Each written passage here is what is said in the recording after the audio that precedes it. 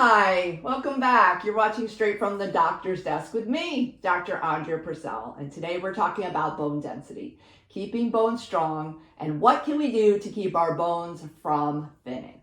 So in this video, I'm going to discuss the important parts of maintaining healthy bones in menopause.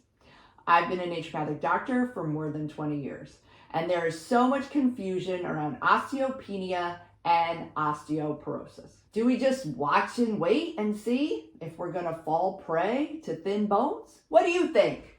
No, we want to be proactive, and we can be using natural medicine, and that's why I love it. Natural medicine prevents health problems before they become a full-blown health crisis. And I'm going to tell you a little secret. The insurance and the pharmaceutical companies don't want you to be empowered when it comes to your own health. They want the power. So my question for you is, do you want to give them your power, or do you want to become informed and proactive when it comes to your very own health? Because at the end of the day, it's all about you. You just get this one great, precious life. Your quality of life is important, and so is your peace of mind. And really, up until menopause, most women don't think too much about their bones unless they break one. Bone issues start to move into center stage really between ages 50 and 60, when doctors start suggesting bone density tests. So bone health and bone fractures do become a real risk in menopause, especially during the first 5 years of not having a menstrual cycle. So what I suggest is that the first year you go into menopause, that would be the first full year of no menstrual cycle, you ask your GYN to do a DEXA scan on you, which is a bone density test, just to get a baseline and see where you are in the bone thickness category. The progression from healthy bone to disease goes like this. Healthy bones, osteopenia, which is mild thinning, osteoporosis, significant thinning. Conventional doctors usually prescribe medications for bone loss when someone has been diagnosed with osteoporosis. Bone density testing used to be recommended at age 50, but now the guidelines were recently raised to age 65. So your doctor most likely isn't going to suggest it. Some offices do, but others don't. They follow the guidelines. And these new guidelines for bone density testing have been put into place by the National Osteoporosis Foundation, who recommends a DEXA scan at age 65 or for any woman over 50 with a history of fracture. So as I mentioned, I don't agree with the new guidelines. I feel that waiting to test until age 65 is just waiting way too long, because women will lose the most bone in the first 5 years of entering menopause. And this is because estrogen levels drop, and estrogen has bone protecting benefits. And since the most common age frame to enter menopause is between 50 and 55, you're probably going to be getting a bone density test during that time. I'm a naturopathic doctor, and I specialize in disease prevention. So I find it helpful to know if bone thinning is occurring. And really, it does depend on what age you're entering menopause, and if you're, what's your bone structure, if you're a small boned person, because you have greater risk. But really, my goal is to catch the bone thinning early so that a healthy bone building program can be put in place. And, I've often heard that bone thinning cannot be reversed. It can only be stopped. And I'm going to say that's just not true. Bone thinning absolutely can be reversed. And in my office, I regularly see DEXA scan reports improve over a 1 to 3 year timeline. Because your bones are constantly rebuilding themselves. They rely on good nutrition, hormones, minerals to maintain their strength. The natural process of the body is to build bone with new cells and then break down the older bone cells to make way for the new, right? It's called bone turnover. Conventional medications interfere with the bone breakdown process, so they prevent the older bone cells from getting torn down. And this initially appears to improve bone density.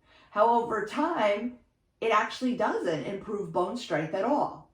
So over a 10-year span of being on a prescription medication, the bones actually become more brittle and susceptible to fracture risk. And I recently had a friend who experienced this with her grandmother. The woman had been on an osteoporosis medication for 10 years. And then one morning she steps off her porch wrong, falls down, and breaks her hip. So although the medication improved her bone density and it appeared to be thicker, it allowed for a weaker bone matrix over time, which resulted in the fracture. So let's say you go in for a DEXA scan and the results are showing bone loss, then a follow-up test should be performed every 2 years or after the first year of starting treatment, whether it be natural or conventional. There are medications to treat bone density. They do have side effects. Many are hard on the gastrointestinal system, and they can contribute to gastric reflux and esophageal cancer. Other side effects include jawbone thinning, fatigue, headaches, irregular heart rate, and increased fracture risk. So as I mentioned, these bones interfere with the breakdown of the old tissue. And your bones are living tissue that can regenerate and strengthen themselves as long as they're given the proper building blocks. And 5 to 10% of all bone tissue is renewed from year to year. So some of these drugs, known as Fosamax, Actonel, Boniva, Reclast, they interfere with the bone breakdown, So with prescription medication, your bones are harder and denser, but they're also dry and brittle. And I think it's important for you to understand this and to know what your options are, because you do have a lot more options than you think. Natural medicine provides healing from the inside without the unwanted side effects. When a person is concerned about their bone health, this is often what I hear. I want an all-natural osteoporosis treatment that works. I want to reverse osteoporosis without taking any prescription medications. I want to increase my bone density scores naturally. I want to reverse bone loss with no negative side effects. And ultimately, all of these women want to prevent fracture because each woman has her own unique health profile that has caused her to develop osteoporosis. And there are a few things to keep in mind when you're looking to help strengthen your bones. 1, drinking soda demineralizes your bones. So if you're a soda drinker, I want you to know that for each can of soda you drink, you're losing vital calcium and magnesium and a whole host of trace minerals in your urine within a few hours of drinking it. You're basically peeing out your bones. I know it's not the most appealing visual, but it's extremely important for you to understand. When I was a teenager, I worked in a deli and I had a boss who was a recovering alcoholic. He was about 40 years old at the time. He traded his alcohol for Diet Coke. He drank anywhere between 4 to 6 of them each day. One winter, he went out back, to the cooler box. He slipped on the ice, broke his leg in 4 places. Seriously, he was just peeing out his bones. So medications interfere with our mineral absorption. And this is important to know if you're taking any medications because they can be negatively impacting your bones. Medications like omeprazole, ranitidine, Prilosec, Nexium, taking any of these antacid medications long-term affect your ability to absorb minerals. And there are ways to treat heartburn naturally so that you can avoid these medications. And this is also something that I help my patients with. A well-balanced diet helps build healthy bones. Things such as well-absorbed calcium, magnesium, boron, strontium, and silica are very important for bone and connective tissue such as ligaments, tendons, and teeth. Foods high in silica include melons, artichokes, and cucumbers. When your digestion is not absorbing well, your bones are going to suffer. This is why osteoporosis is such a common problem for people with celiac disease. The damaged intestinal lining blocks absorption. Foods that help with digestion also work to build strong bones. These include celery and celery juice, papaya, melons, lemons, kiwi, leafy greens, turmeric, and aloe vera. I can't talk about bones without talking about weight-bearing exercise. because if you don't use it, you'll lose it. So get out there, move your body, get those legs pumping, make sure you're getting your steps in. Some of the most helpful exercises involve using your own body weight, such as lunges and squats. The balancing poses in yoga are extremely valuable for building bone and maintaining balance and stability. These include tree pose, goddess pose, and the warrior pose. Supplements and hormones are very important as well. There are a number of supplements that are very valuable in correcting mineral imbalances.